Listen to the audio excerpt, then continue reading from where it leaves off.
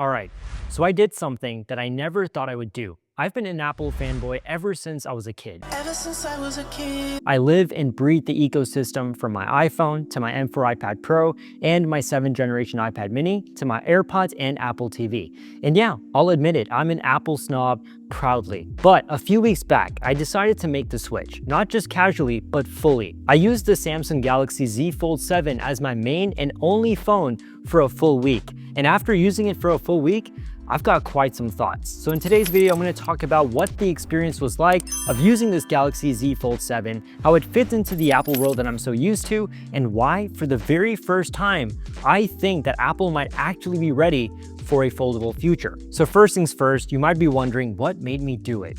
Well, the rumors around a foldable iPhone have been heating up. Some say it's dropping next year, some say it's already in testing, and as someone who's spent years perfecting their productivity setup from the iPad to the iPhone, the idea of a foldable iPhone just wouldn't leave my mind. Every time Samsung dropped a new Galaxy Fold, I'd kind of roll my eyes and say, that looks cool, but no, not for me. It always looked like a bulky prototype, like two phones stacked on top of each other, trying too hard to be a mini tablet. But then this happened, and I started hearing how thin the Fold 7 was and how light it was, and finally getting close to looking and feeling like a normal phone, so I decided to give it a shot. When I first unboxed this device, my immediate reaction was how shockingly great and polished the hardware is. Get this Fold 7 is just 8.9 millimeters thick when closed. That's barely thicker than my iPhone 16 Pro Max, which is 8.2 millimeters. But the magic actually happens when you unfold it. It's just 4.2 millimeters thin.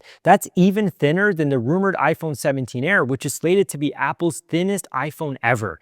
This thing is sleek, like really sleek. Also, one big issue with foldable phones were the very visible crease that you'd get on the middle of the display. And to be honest, with the foldable 7, it's extremely minimal and not that noticeable. And according to reports, Apple is going to take it one step further by making it completely crease-free, and that is something I'm definitely looking forward to. And the best part is that it finally feels like a phone, not some science experiment. And it actually looks and feels like something that Apple would actually make, or at least take inspiration from. Alright, so the hardware is solid. Now let's talk about usability, because once I started using the Fold 7, I started seeing the appeal.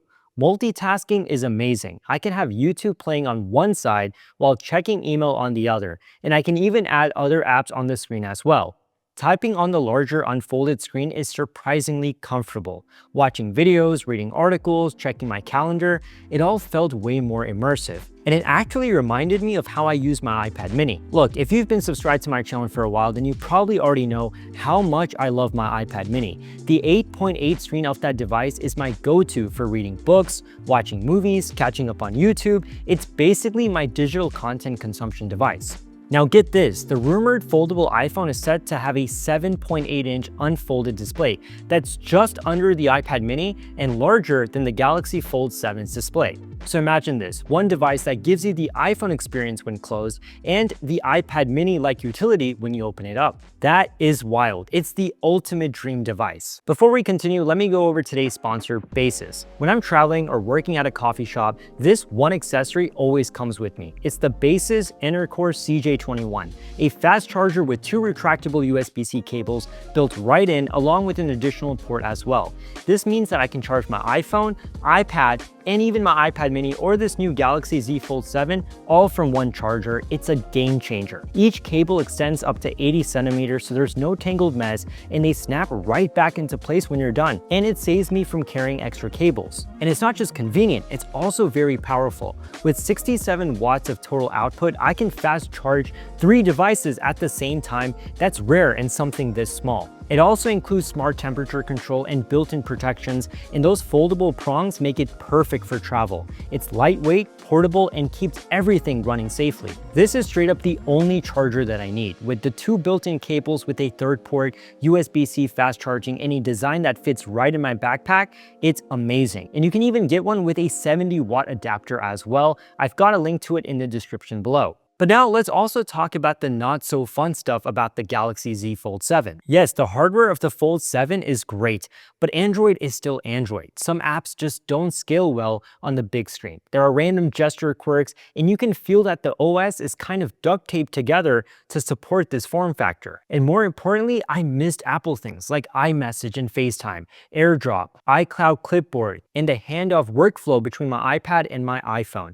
So when you're deep into the Apple ecosystem as I am, it's really hard to break away even if this hardware is super tempting. But here's what surprised me. The Fold 7 didn't just fill the phone role, it started creeping into the iPad territory. I was reviewing PDFs and browsing through full websites, editing thumbnails and replying to emails, all in a way that felt more fluid than my iPhone. And while it's not a full iPad replacement for many, it did scratch that mobile productivity itch in a way that surprised me. You see, I use my M4 iPad Pro as my main computer, but I also own an iPad mini for content consumption, especially when I'm traveling. But to be honest, with a device like this, I wouldn't even need an iPad mini anymore. And this Galaxy Z Fold got me thinking. A foldable iPhone could be the perfect hybrid device, one that shifts between communication and consumption effortlessly. All right, so now these futuristic devices, they're not cheap, so let's talk about money. This Fold 7 starts at $2,000. That's quite steep. And what about Apple's rumored foldable? Well, that's expected to be somewhere between $2,100 and $2,300. Now the question is, would I pay that today for the Fold 7? No. Would I pay it for an Apple-built foldable iPhone that feels like the iPad mini and iPhone had a baby? Honestly, I definitely would. Because now I fully know what this form factor can do.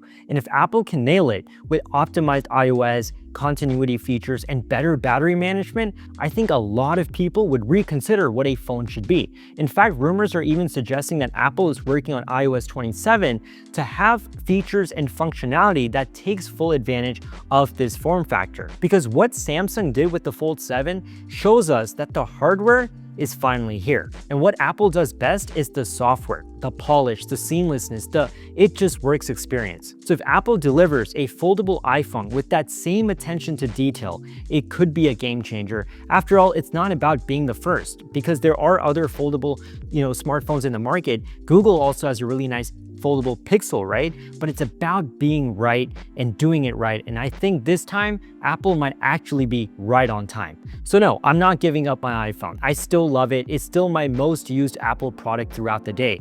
But after using the Fold 7 for a full week, I can't unsee the possibilities that this form factor brings. I want a foldable iPhone more than ever before, not as a gimmick, but as a real two-in-one device that can elevate how I work and unwind. And if it ends up replacing my iPhone and my iPad mini in one beautiful foldable package, sign me up. But as always, I want to know your thoughts. Would you buy a foldable iPhone if Apple dropped one next year, or do you prefer staying team flat screen? Let me know in the comment section below, and if you enjoyed this video, give it a thumbs up and subscribe for more deep dives on all things Apple, productivity setups, and iPad workflows. Catch you in the next one.